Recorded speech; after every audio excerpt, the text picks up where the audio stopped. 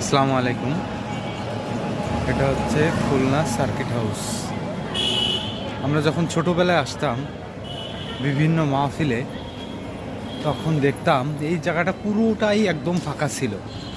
আর দেখেন এখন কত সুন্দর করে এই পাশটায় বাদাম গাছ লাগানো আছে, এই পাশটায় বাদাম গাছ, আর এই পাশটায় অনেক পাতাবাহারি গাছ লাগানো আছে। অনেক সুন্দর মনোরম পরিবেশ।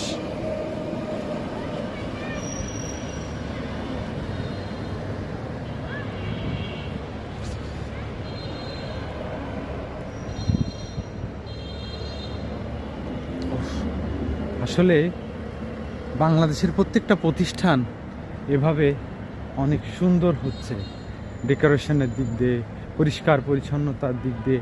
আগে আমরা দেখতাম যে হাসপাতালে যে ইয়াগুলো আছে, হাসপাতালের যে বাথরুমগুলো ছিল, সেখানে যাওয়া যেত না, হাসপাতালের ভিতরে রোগীর কাছে যাওয়া যেত না। সেক্ষেত্রে বাংলাদেশে ব্যাপক একটা পরিবর্তন লক্ষ্য করা যাচ্ছে। আর আমরা আশা করি, এই দেখেন কত সুন্দর করে এটা ডেকোরেশন করেছে সার্কিট হাউস।